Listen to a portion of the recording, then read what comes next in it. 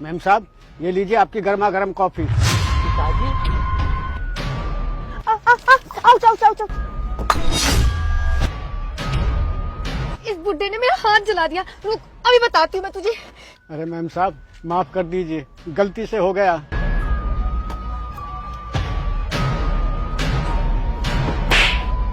पूजा की हिम्मत कैसे हुई मेरे पिताजी पर हाथ उठाने की?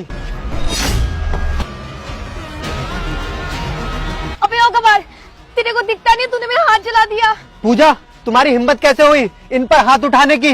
देखो ना विकास, इस गवार ने मेरा हाथ जला दिया। अच्छा, दिखाना तुम अपना हाथ, कहाँ जला है? कहीं भी तो नहीं जला। तुम जानती भी हो ये कौन है? हाँ बताओ, कौन है ये गवार? तुम जानती हो ये मेरे पिताजी हैं। विकास, तुम्हारा दिमाग तो ठीक है ना?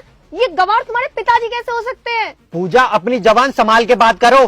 तुम मेरे पिताजी से इस तरह बात नहीं कर सकती। पिताजी, हुआ क्या है? आप यहाँ पर क्या कर रहे हो? बेटा, मैं यहाँ चाय कॉफी बेचता हूँ। मैम साहब ने कॉफी के लिए बोला था, इसलिए मैं इनको कॉफी देने आया था और गलती से इनके हाथ पे कॉफी गिर गई थी। इसके लिए मैंने इनसे माफी भी मांग ली है, लेकिन इन्होंने फिर भी बिना सोचे समझे मुझ पे हाथ उठा दिया। पूजा, तुमने इनके ऊपर हाथ उठा के बहुत बड़ी गलती की है।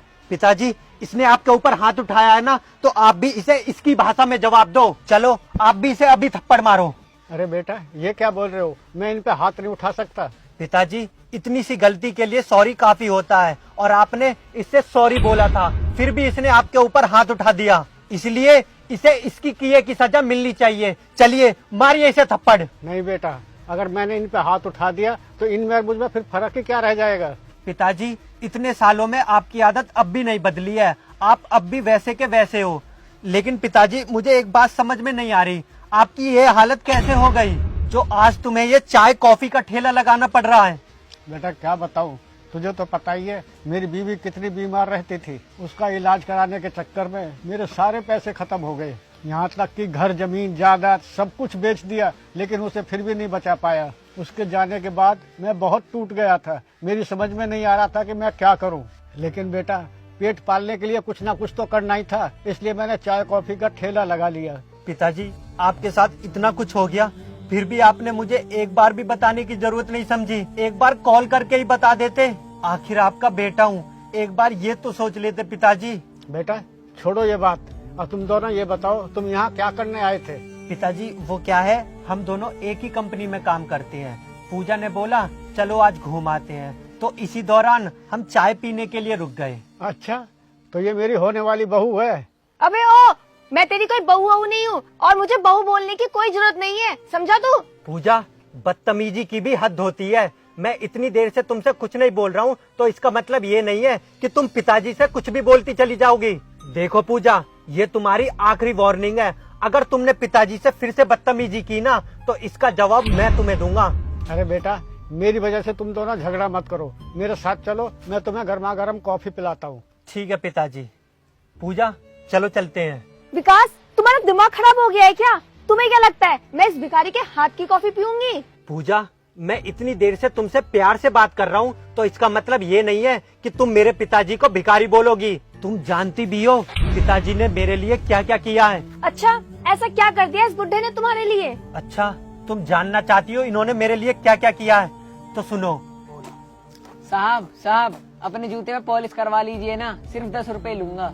पर बेटे, मेरे जूते तो साफ है, मुझे पॉलिश कराने की कोई जरूरत नहीं है। अच्छा तो साहब 5 रुपए दे देना, मैं आपके जूते फिर से चमका दूंगा। बेटा, तुम्हारी उम्र तो अभी बहुत छोटी है, तुम ये मोची का काम अभी से क्यों करने लगे? वो साहब, मुझे ना पढ़ने लिखने का बहुत शौक है, इसलिए मैं अपनी स्कूल की फीस भरने के लिए ये काम करता हूँ। अच्छा, तुम्हें पढ़ने लिखने का बहुत शौक है, पर बेटा एक बात बताओ, तुम्हारे माँ बाप करते क्या हैं? साहब, मैं अनाथ हूँ, मेरे माँ बाप बचपन में ही गुजर गए थे।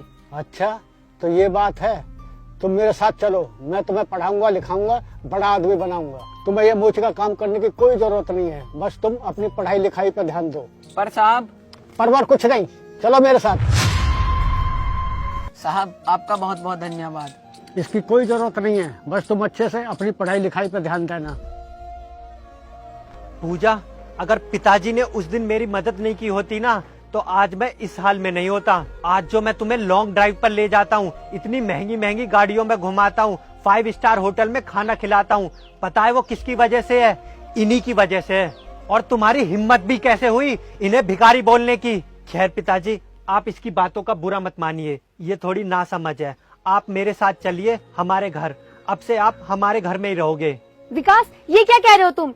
ये गवार भिखारी हमारे घर में रहेगा? बिल्कुल भी नहीं, मैं इस बुढ़े भिखारी के साथ बिल्कुल भी नहीं रहूंगी। यार पूजा, तुम इतनी खुदगर्ज कैसे हो सकती हो? इन्होंने मुसीबत के समय मेरी मदद की थी, तो क्या आज हम इनकी मुसीबत पे इनकी मदद नहीं कर सकते? देखो, मेरे अलावा इनका अब इस दुनिया में कोई नहीं है, और वैसे भी ये मेरे पिताजी जैसे हैं, तो आज मैं इन्हें ऐसी हालत में कैसे छोड़ दूं? देखो विकास, अगर ये तुम्हारे साथ जाएगा तो मैं तुम्हारे साथ बिल्कुल भी नहीं जाऊंगी। बेटा, तुम मेरे लिए लड़ाई मत करो, मैं अपने काम में बहुत खुश हूँ। तुम बहू को लेकर घर जाओ। पिताजी, तुम चुप रहो। अगर ये तुम्हारे साथ नहीं रह सकती ना, तो मैं भी इसके साथ बिल्कुल नहीं रह सकता। आप बस मेरे साथ चलो। पूजा, अगर तुम इनके साथ नहीं रह सकती ना, तो मैं भी तुम्हारे साथ बिल्कुल नहीं रह सकता, क्योंकि ये मेरे पिताजी हैं। पिताजी, चलिए आप मेरे साथ। विकास, तुमने मेरी बेइज्जती करके बहुत गलत किया है। देखना, एक दिन तुम बहुत पछताओगे। हाँ हाँ जा, वो तो टाइम बताएगा मैं पछताऊंगा या तू। पिताजी, चलिए चलते हैं घर।